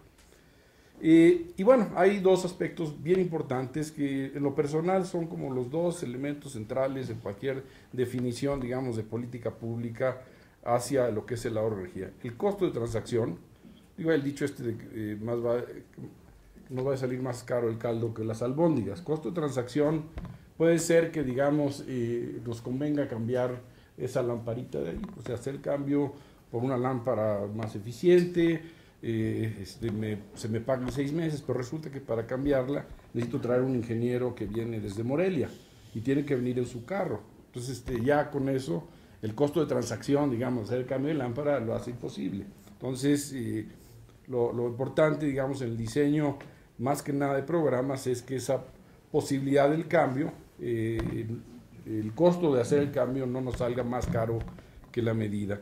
Y segundo, la cuestión de la certidumbre sobre la tecnología. Ahorita hay me ha tocado estar a mí y a mi organización presente en reuniones internacionales de eficiencia energética en América Latina, y es bien sorprendente que los avances son muy pequeños, precisamente en la medida en que pocos países tienen normas de eficiencia energética como las que tenemos en México. ¿Qué quiere decir esto? Que ¿cómo yo puedo hacer un programa nacional de cambio de refrigeradores si yo no sé cuáles son las características de los refrigeradores que entran al mercado? O sea, puedo traer refrigeradores nuevos, pero a lo mejor son refrigeradores nuevos que hacen los chinos en una línea particular que simplemente no tiene el nivel de eficiencia, y entonces simplemente el ahorro de energía o la reducción de emisiones resultante pues no opera porque no tenemos certidumbre sobre eso. Adelante, por favor. Entonces, en buena medida, el papel de la política pública es dar esa certidumbre técnica, en primer lugar a través de normas técnicas, caso nuestro de normas oficiales mexicanas, a través de la certificación de productos, de equipos, de individuos, de empresas, y bueno, y también a través de información que sea confiable. La que sigue, por favor. Y el segundo es el reducir los costos de transacción, y en este concepto está la capacidad de diseñar programas, digamos programas de financiamiento, por ejemplo, que puede ser que pueden tener la tecnología adecuada, puede estar el dinero disponible, pero resulta que el asunto de conseguir el financiamiento es tan complejo que simplemente no tiene sentido. O sea, sale más caro el caldo que las albóndigas. La que sigue, por favor. Y bueno, en México llevamos 25 años trabajando en eficiencia energética. Acabamos de cumplir 25 años en la CONUE, con su antecedente la CONAE. Existe también el FIDE, que va a estar iniciando el año que entra, va a tener su aniversario. Tenemos por las dos organizaciones, incluyendo también la Comisión Federal de Electricidad, un número importante de programas exitosos. El FIDE pues ha operado ya bastantes programas de cambio de lámparas, el de cambio de refrigeradores, tiene uno muy exitoso que hizo con recursos del BID para cambio de motores en la industria, cambio de luminarias. Bueno, tenemos programas de la propia CONUE orientados a la Administración Pública Federal, edificios públicos, Pemex, CFE. Hay un fideicomiso de CFE en Mexicali que ha aislado más de 100,000 casas en la zona, con resultados, digamos, de recuperación de la inversión, inclusive en el contexto de tarifas subsidiadas. Y finalmente está quizá el más importante, y lo señalaba ya el doctor Mata en sus láminas, el concepto de las normas oficiales mexicanas, que a la que sigue, por favor. Pues llevamos 21 años de un comité de normalización. En México tenemos hoy en día 27 normas oficiales mexicanas que van desde el refrigerador hasta el automóvil al vehículo ligero, hecho junto con Semarnat y la Secretaría de Economía, pero cubrimos normas los equipos que representan más del 80% del consumo de energía en una casa, incluyendo electricidad y gas, el calentador de agua, la estufa, la lavadora de ropa, el aire acondicionado, las luminarias. Todos ellos tienen norma de eficiencia energética. Hay algunos que son más emblemáticos, el de refrigeradores, que como lo mostraba en la gráfica americana, estábamos homologados con Estados Unidos, lo estuvimos por 10 años, ya acaban de mejorar su norma. Replicamos en parte por cuestiones de mercado lo que ocurre en Estados Unidos. Entonces, y para cumplir esas 27 normas tenemos 54 laboratorios de prueba acreditados ante la Entidad Mexicana de Acreditación, tenemos 230 unidades de verificación, 6 organismos de certificación, todos ellos acreditados ante la Entidad Mexicana de Acreditación, que a su vez es supervisada globalmente. Entonces tenemos un sistema de normas que a veces la gente desconoce. Yo no sé si ustedes han ido a una tienda a comprar un refri, una lavadora y de unas etiquetas amarillas, esas son etiquetas de la CONUE, aunque no lo dice en ningún lado, es un trabajo de un comité de normalización establecido por la Ley Federal de Metrología y Normalización y que ha permitido a la CONUE trabajar con un número muy amplio de actores del mercado para ponerse de acuerdo en estas normas que son obligatorias en el país y que se hacen cumplir en frontera cuando se importan por la fracción arancelaria. Trae el numerito y la gente pide, a ver, deme su certificado de cumplimiento con la NOM. Y en el caso, digamos, de estar en el mercado mexicano, ya ocurrió hace un mes, si no cumplen la norma, alguien nos prueba en el laboratorio y Profeco lo retira del mercado. Esto ocurrió en 6 estados hace un mes, unos equipos de refrigeración. Adelante, por favor. Y bueno, de alguna manera, estos programas han tenido reflejo en macroprocesos y eso sí quería presumirlo adelante, más que hablar del futuro, quisiera hablar del pasado. En el año 98, esta es una gráfica que muestra lo que se pensaba que iba a crecer la demanda de electricidad a partir del 98 hacia el 2008, extendido ya al 2010, desde la perspectiva del sector eléctrico, y lo que realmente pasó. El crecimiento del consumo de electricidad fue 30% menor a lo que se planeaba en el 98. Puede decirse, y eso es cierto, que haya habido optimismo, que siempre lo hay en los planes de gobierno, la que sigue por favor, pero haciendo un análisis, digamos, donde vemos la tasa de crecimiento del consumo de energía eléctrica respecto a la tasa de crecimiento del PIB, vemos que hacia el año 2006 por cada unidad que crecía el PIB, crecía 2 unidades el consumo de energía. Y a partir del 96, que cuando entran realmente en fuerza diversos programas del gobierno federal, incluyendo las normas, pues resulta que esas tasas de crecimiento se emparejan. Es decir, que en México los programas de ahorro de energía han tenido un efecto macro importante. Claro, nadie lo ve. Alguna vez escribí hace años, a ver cuando inauguramos una NOM. Tengo un estimado de que las normas oficiales mexicanas han evitado 10 plantas eléctricas, el equivalente a 10 plantas eléctricas. O sea, lo hacemos en términos de generación.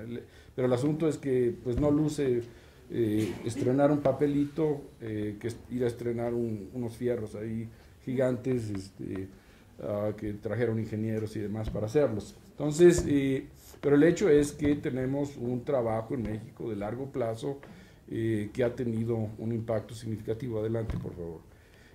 Otro reflejo de esto, esta es una gráfica que muestra la evolución del consumo de energía en el sector residencial. La línea amarilla muestra el año 96 y podemos ver cómo teniendo una tendencia fuerte de crecimiento, pues este crecimiento se detuvo, al grado de, por ejemplo, hoy en día las empresas de gas LP tienen una demanda decreciente, en buena medida porque tenemos en particular la norma de calentadores de gas y el cambio tecnológico en calentadores con gas. La que sigue, por favor. Otro ejemplo es el consumo promedio, digamos, de electricidad por vivienda. Aquí lo distingo, uno global al país, otro en zonas de clima cálido y otro en zonas de clima templado. Puedo afirmar que el consumo promedio de una casa en clima templado en México de electricidad no ha subido en 25 años. ¿Por qué? Bueno, porque los refrigeradores que entran al mercado reducen 60% el consumo de energía, consumen 60% menos. En una casa promedio en una zona de clima templado, el refrigerador representa como la tercera parte del consumo. Entonces, nada más ese factor es importante. Los programas de cambio de lámparas, la iluminación también es un factor importante en el consumo de un hogar, también ha resultado en una reducción de la demanda. Donde nos falta trabajo, y ese es, digamos, de los retos a futuro, es en zonas de clima cálido. Adelante, por favor. Otra gráfica es el indicador PIB energía. Tuvimos un decrecimiento notable precisamente en esos años. Se estancó, digamos, se ha estancado desde el año 2002, por ahí, ha dado unos brinquitos, pero no hemos podido bajar. Yo creo que en alguna medida hemos saturado la que sigue, el modelo, digamos, de acción. En los últimos 10 años ha habido un activismo, digamos, de nuevos actores en el tema de la vivienda, la hipoteca verde y demás, han tenido un impacto sobre el crecimiento de la demanda. También los grupos privados, quizá pegados fuertes por precios altos de la energía en gas natural y en electricidad, pues han hecho sus programas, y también ha habido intentos, al doctor Juan Mata le tocó una moda que hubo, digamos, de las comisiones estatales que trataron de consolidarse como actores locales, que ha sido con resultados diversos. Por ejemplo, en Baja California tenemos una comisión estatal suficientemente bien establecida, pero es quizá una excepción. La que sigue, por favor. Y bueno, los motores de la política pública a lo largo del tiempo, y hay que reconocerlo, en la primera generación era meramente energético, la CONAE y el FIDE se establecen, digamos, para cuidar recursos no renovables. La segunda, digamos, de los últimos, bueno, hasta el inicio de esta administración era dominado por lo predominantemente ambiental. Yo creo que nunca hemos tenido un secretario de Energía tan ambientalista como la doctora Kessel, cuando menos en el discurso, ¿no? Y la última generación que ya viene que es la de la administración del presidente Peña Nieto, que está orientada a la productividad. O sea, yo creo que tiene una lógica que tiene como subproducto, digamos, la eficiencia energética. O sea, aquí algo que ha aprendido en este tema por muchos años, hay que venderle la eficiencia energética en términos de lo que le conviene al actor, digamos. Por ejemplo, en el caso de Infonavit, hipoteca verde se vendió como una forma de asegurar el pago de los créditos, no como una forma de... O sea, el subproducto fue el efecto ambiental y de reducción de consumo de energía. La que sigue, por favor. Y bueno, ya terminaría refiriendo precisamente cuáles son las prioridades de la CONUI hoy en día. La primera, más importante, son las normas de vivienda, la envolvente de vivienda. Hoy en día, ¿cuánto me queda? 4 minutos. Hoy en día. No, precisamente uno de los retos mayores es lograr que existan normas de eficiencia energética para edificios.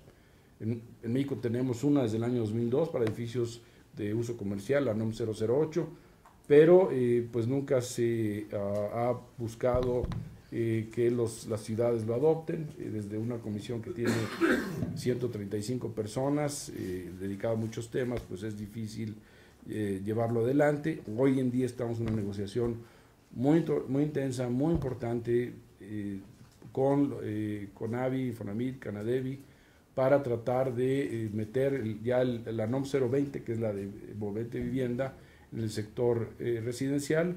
La norma está en vigor, pero resulta que su cumplimiento representa un costo adicional en la vivienda y es un momento difícil para el sector de vivienda. Sin embargo, debo decir que el crecimiento del uso de aire acondicionado en la vivienda en los últimos 15 años ha pasado del 20 al 30%. Hoy en día el 30% del consumo de energía en la vivienda, de energía eléctrica en la vivienda de México, se va a el acondicionamiento de los espacios.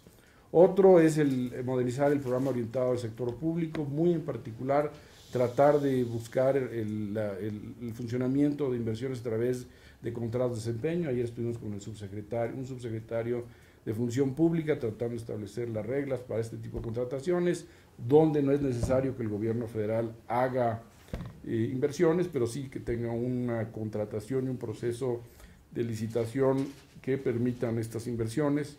El diablo está en los detalles, precisamente. Mejorar la gestión de la energía de grandes usuarios, está de moda el ISO 50001, y aquí lo que estamos haciendo, como hizo Charlie Chaplin en tiempos modernos, cuando se cae una banderita de un camión y toda una bandera, y hace así, de repente detrás de él sale una manifestación, que sea la CONUE la que traiga la bandera cuando todos los demás traen la energía. En el tema del ISO 50001 afortunadamente ya está sistematizado y es algo que tiene gran potencia y que tiene un potencial importante de eficiencia energética. La que sigue, por favor. Apoyar el desarrollo de empresas intermediarias, yo creo que es algo que es bien importante para llegar al financiamiento, esa certidumbre sobre esos actores de mercado que hoy no existe en México, que hoy no existe en América Latina, es un tema central para nosotros, que todavía nos está costando trabajo. Esperamos tener el tiempo y el ánimo para batallar por esto, porque sí es fundamental para pasar una etapa nueva en términos de eficiencia energética en México. Ya lo refirió el doctor Juan Mata, apoyar a estados y municipios, desarrollo de proyectos de ahorro de energía. Yo creo que ese tema, y felicito que el doctor Mata esté involucrado en esto, hay que fortalecer estados y municipios. En los municipios se decide sobre las propias instalaciones, que si el alumbrado, el bombeo de agua, se decide sobre las normas de construcción, o sea, los reglamentos de construcción, lo que tanto batallamos. Si los municipios estuvieran comprometidos con eso, no estaría la CONUE batallando de la manera en la que lo está haciendo. Toman decisiones territoriales, digamos, relativas a energías renovables, el uso de suelo, también la cuestión del ordenamiento urbano, que si la ciudad es compacta o no es compacta, las decisiones sobre los sistemas de transporte público, si le promueven el ecovicio o no. Entonces, realmente, o si promueven la energía solar y la meten en los techos, obligan el uso de la energía solar, en los contextos municipales es donde está el futuro de las decisiones de la eficiencia energética. Y por lo tanto, para nosotros es bien importante en esto. Refería el doctor Mata, ¿cuánto me queda? Yo creo que tiempo. El proyecto de eficiencia en alumbrado público municipal nos han permitido conocer el detalle de cómo funcionan los municipios. Yo creo que a nosotros nos toca, y la verdad me siento afortunado, entrar a los detalles del diablo, es decir, estar peleando esos detallitos que hacen posible que estos proyectos se vuelvan virales como el ébola. Digo, perdón por el ejemplo, pero a medida que estas prácticas y estos conocimientos funcionen, pues las políticas, digamos, ¿cómo le dirán? De contaminación, de contagio, van a tener sentido. Bueno, obviamente la evaluación de programas para poder tener una contabilidad pública sobre el uso de recursos de la Comisión. Creo que eso es todo. A ver, muchas gracias.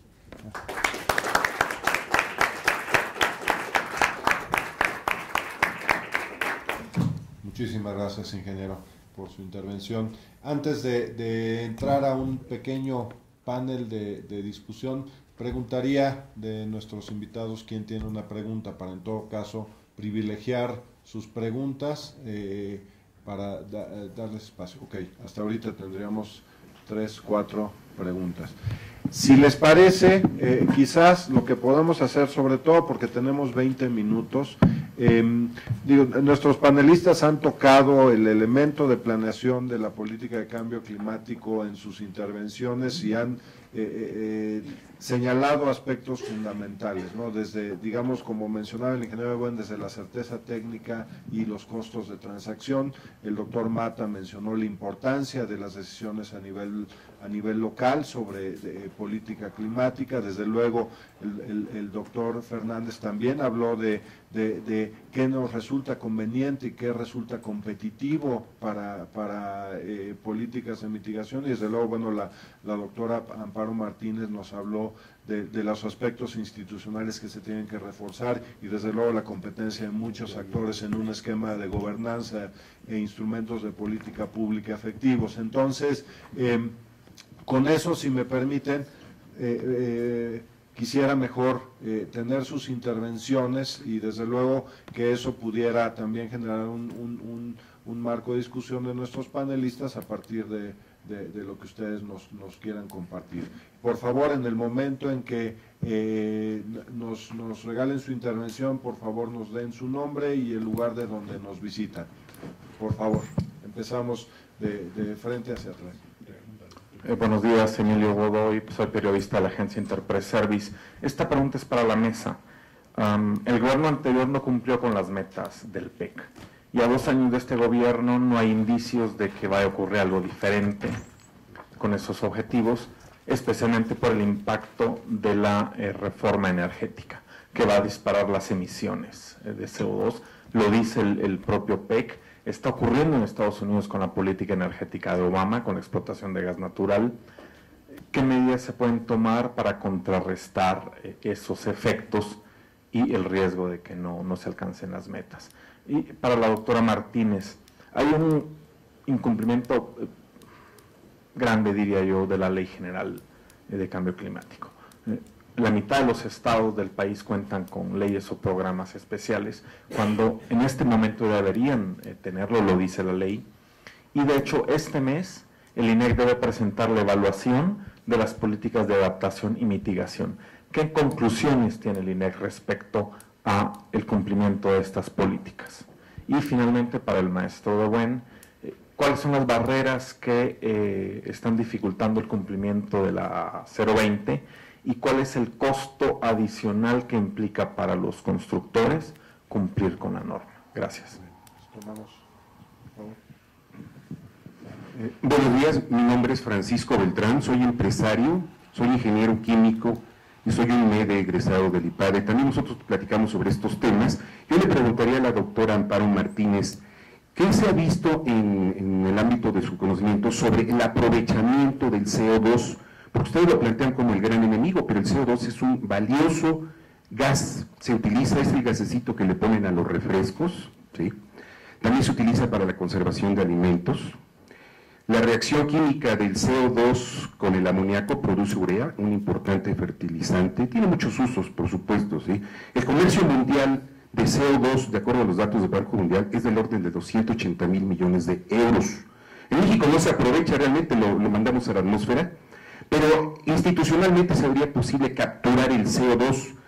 La Comisión Federal de Electricidad, que es la que más contamina, además de Pemex, ¿sí?, manda todas sus emisiones a la atmósfera, pero se podrían aprovechar.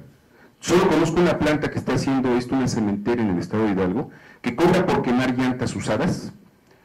Lo hace sustentable porque además de que cobra por las llantas, vende el CO2. Es un importantísimo gas, pero ustedes no lo están viendo en sus análisis.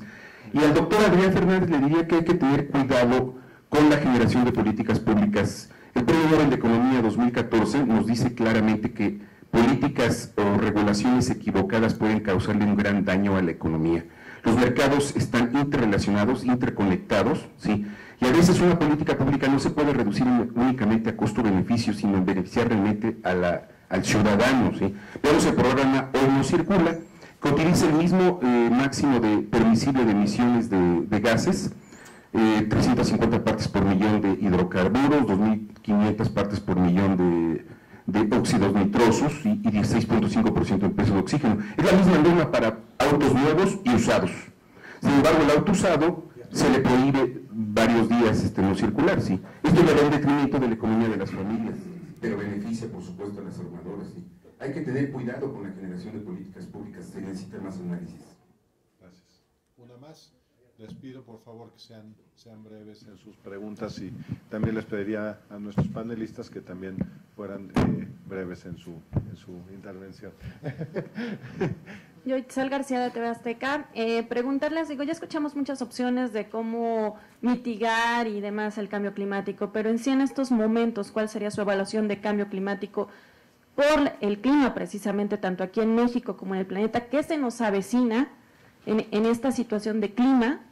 Y segundo, ¿qué decirle a la gente? ¿Cómo hacer conciencia en el ciudadano? ¿Qué puede hacer el ciudadano común para, de alguna manera, ayudar a mitigar estos efectos? Muchas gracias. Le cedo la palabra a nuestros panelistas. Bueno, una más. Sí. Buen día, Rosalba Morales, Instituto Politécnico Nacional. La pregunta es para la doctora Amparo Martínez. Primero, felicitaciones por su presentación, igual al resto de los panelistas. Me parece que hay una falta de coherencia en las políticas públicas. La implementación de las mismas queda a cargo de las instituciones y ya comentaba el doctor Adrián Fernández la importancia que tienen. Para esto cito el caso que también mencionó el doctor Juan Mata del Distrito Federal. Si bien tiene un programa de acción climática, tiene una agenda de acción climática, hay una falta de coherencia porque no cuenta la ciudad con un sistema integral para el manejo de residuos. La emisión de gases de efecto invernadero por residuos es aproximadamente del 10% en el Distrito Federal, y a nivel nacional lo que emite el Distrito Federal anda por ahí del 10% también. Como podemos ver con estos datos duros es que los residuos no tienen un efecto en la emisión de gases de efecto invernadero importante, por decirlo, pero sí a nivel local. Entonces, como que ahí hay una falta de congruencia entre cómo va a abordar o cómo va a enfrentar el Distrito Federal el logro de metas en este contexto. Muchas gracias. Muchas gracias. Pues bueno, les pediría a nuestros panelistas contestar en el mismo orden que hicieron las preguntas, y desde luego también por la carga de preguntas le corresponde en primer lugar a la doctora Amparo Martínez, le pediría después al doctor Adrián Fernández, al doctor Juan Mata y al ingeniero de Buena al final. Gracias. Bueno, a reserva de que muchos de estos temas requerirían una plática más a fondo, les trato de contestar rápidamente esto. En primer lugar, el cumplimiento de metas. Sí, efectivamente es una preocupación muy grande, y creo que uno de los ejercicios que están tratando de hacer ahora, y de cara también a los compromisos internacionales y a estas cartas de intención que se tienen que llevar para el acuerdo que ojalá se dé en París, es estar tratando de pensar en medidas fuera de la caja. O sea, ahora es evidente que con lo que tenemos y hasta donde tenemos, no solamente siguiendo esta línea de business as usual, como se dice, sin cambiar nada, sino ya tratando de meter algunas pequeñas mejoras. Aún así está muy difícil en el contexto que tenemos energético y de todo, el lograr esas metas. Por eso, uno de los grandes esfuerzos, y es en donde creo que las instituciones académicas, las instituciones científicas, tecnológicas y en mucho también las socioeconómicas como Flaxo, tiene un gran papel en tratar de ayudar a encontrar ese tipo de alternativas fuera de la caja, el empezar a plantear medidas más audaces en términos de movilidad en las ciudades, como ya se mencionaba, de construcción, de utilización de la energía, y con un compromiso mucho más fuerte en términos de los diferentes niveles de gobierno, pero también de la población. Entonces sí necesitamos además campañas mucho más fuertes. Con esta pregunta que se hacía de qué se puede hacer, qué pueden hacer los ciudadanos, pues también responder en cuanto a producción, los que producen, y a consumo, que sea de otra forma, y a hábitos distintos, ¿no? El incumplimiento de los estados. Bueno, lo que hay, tenemos una situación muy heterogénea en el país, que siempre ha sido así, continúa siendo, y depende de las medidas. En unos sitios se puede avanzar más, en otros menos. Y la cuestión es que muchas de estas medidas son atribución de los estados. Y la federación no puede hacer más que tratar de coordinar, impulsar, ver, pero muchas de estas son atribución de los estados, pasando por las cuestiones, y de los municipios muchas veces. Entonces ahí es lo que queda también es mucho una organización social que impulse que se lleven a cabo estas cosas. Con respecto a las políticas de evaluación, no sé a qué te referías con que este mes se tienen que acabar en este año todos los programas. Eso es cierto, lo tiene que presentar. La ley de evaluación, la coordinación de evaluación, tiene que evaluar cada 2 años, pero a partir de que se instituye. Se está apenas instalando, con lo cual la primera evaluación que tocará como coordinación de evaluación que vamos a hacer en el INEC será dentro de 1 año y meses. Pero efectivamente allí vamos a ver muchas de las cosas. ¿Hay atraso? Porque esto debe haberse hecho hace meses. No, estamos siguiendo la ley. Se sacó en abril la convocatoria. Ahorita lo único que se está esperando es que la SIC, de los 79 candidatos que se recibieron para consejeros de la Coordinación de Evaluación del nombramiento, y de ahí tenemos 1 año y unos cuantos meses, no con la fecha, pero para hacer la primera evaluación, que va a tener que ser cada 2 años. La segunda, sobre el aprovechamiento de CO2, bueno, ya lo comentábamos al principio, necesitamos mucha más imaginación, creatividad e innovación tecnológica en este país en todos los sentidos.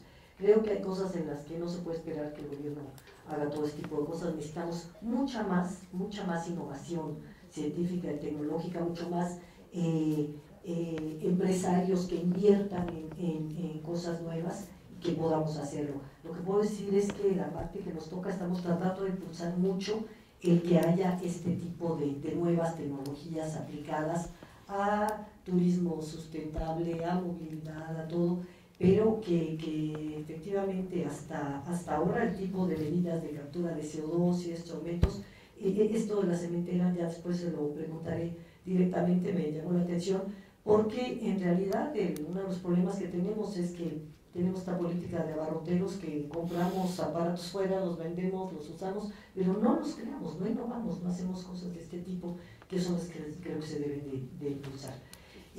La tercera, ¿qué se avecina? Pues depende mucho de lo que hagamos, otras cosas no dependen de lo que hagamos. Hay ya un cambio, hay un proceso en el que hay muchas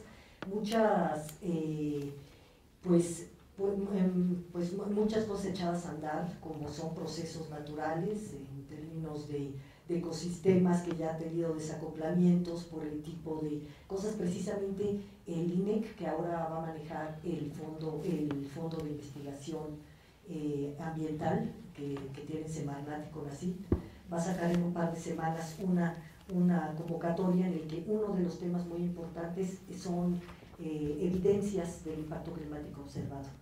Porque si ustedes ven el quinto reporte del IPCC, donde están todas los países donde se han visto cambios, impactos a nivel de ecosistemas, ecosistemas biológicos, o a nivel de sistemas físicos, a nivel de actividades, algunos tienen por ahí puntitos. México no tiene ni uno, porque no tenemos mucha evidencia. Entonces estamos llamando también a la comunidad académica y científica que se meta a documentar lo que está pasando en todos lados a nivel local.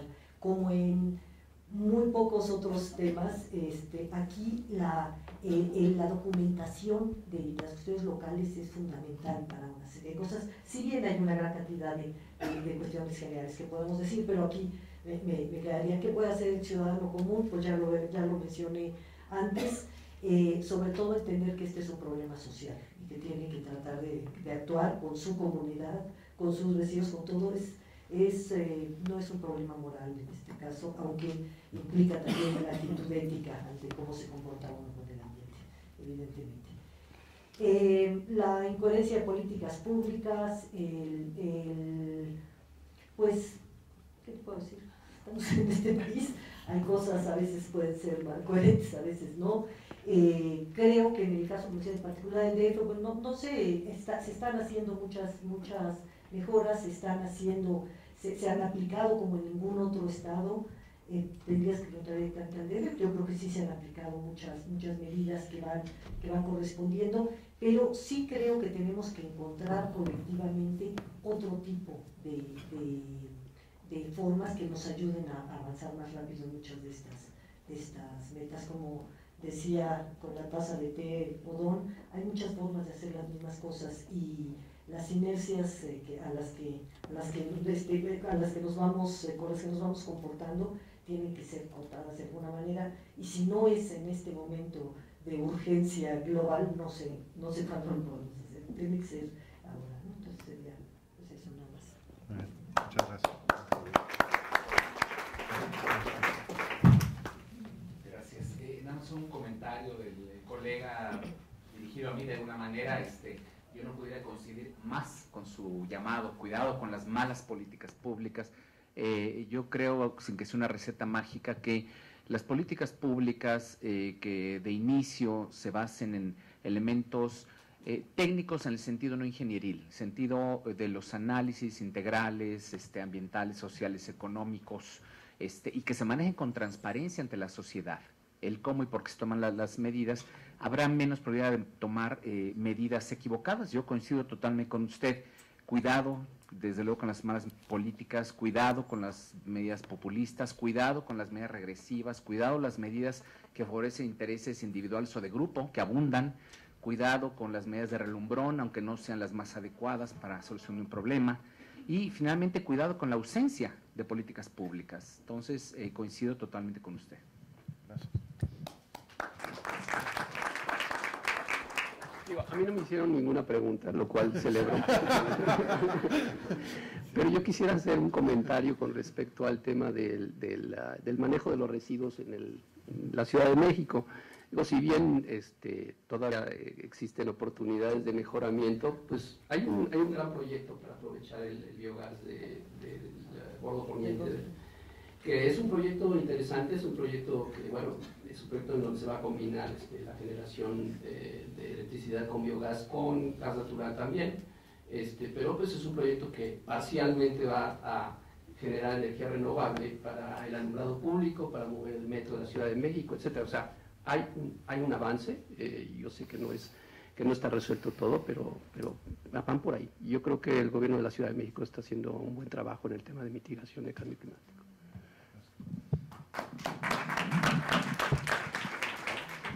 Bueno, a mí me toca en particular una pregunta sobre la NOM 020. Yo quisiera recordar que precisamente el virus de la eficiencia energética fue inoculado por el INEC, el FIDE y la CONUE a Infonavit hace muchos años. Ese virus fue muy activo, ya que generó dentro del sector de la vivienda no solo la hipoteca verde, su crecimiento, sino también sistemas de certificación, programas laterales como el Ecocasa, apoyos internacionales, ingleses, alemanes, americanos, pero también resulta que terminó en una gran cantidad de iniciativas donde precisamente la norma, que es una cuestión establecida por ley, quedó ahogada, digamos, en todo esto. Es parte del proceso, ha sido recuperarla, es una norma que se expide en el año 2011, en ese contexto, digamos, de gran actividad en el tema de sustentabilidad en la vivienda, y de entonces a la fecha también han pasado muchas cosas. Digamos, además de que esta serie de iniciativas generan un desorden, digamos, en el concepto de sustentabilidad de la vivienda, también ha cambiado la política de vivienda del sector del gobierno federal. Hoy en día la prioridad es, y esa la felicito, es reconcentrarnos en las zonas, en las ciudades, en las zonas ya urbanizadas, y no seguir generando la expansión de la mancha urbana. Ese es muy importante y lo es también en términos de consumo de energía, de mitigación. Pero también hemos tenido un cambio institucional, digamos, SEDATU tuvo que establecerse. Nosotros como comisión somos un organismo del sector de energía, que a través de la norma le estamos diciendo a un sector muy importante de la economía qué hacer, y nos hemos encontrado con el reto de hacerlo cumplir. Parte de lo que hemos hecho es un análisis del costo que la verdad no se hizo a la hora de hacer la norma, cosa que se había hecho, pero creo que la CONUE entonces le salió muy barato el poder expedir la norma. Un análisis del costo por regiones, por métodos de construcción, con la industria. Y eso es bien importante, y eso es importante en toda política pública. O sea, no pueden ignorar actores. El concepto de stakeholders tiene que ver con todos los que tengan algo que ver, hay que traerlos a la mesa y tratar de buscar una política pública que balancee los intereses de todos. Entonces, en este momento estamos inclusive revisando este concepto de que sale desde los sectores técnicos especializados, a revisar inclusive lo que se propone en hipoteca verde, lo que se propone como medidas de sustentabilidad, y tratar de ubicar a la propia norma en la posición que le corresponde como la referencia base para todo lo demás. Inclusive hay NAMAS de estas iniciativas que pueden traer financiamiento barato relacionadas a estos, y si no lo resolvemos y si no tenemos esa línea base, es posible que no pueda funcionar este apoyo internacional. Entonces, pero el costo es importante, hablamos de un costo entre 5 y 20 mil pesos adicionales por el cumplimiento de la NOM 020, de acuerdo a la región del país, que por cierto es cero en zonas de clima templado, que es como el 60% del territorio. Muy bien, muchas gracias, ingeniero.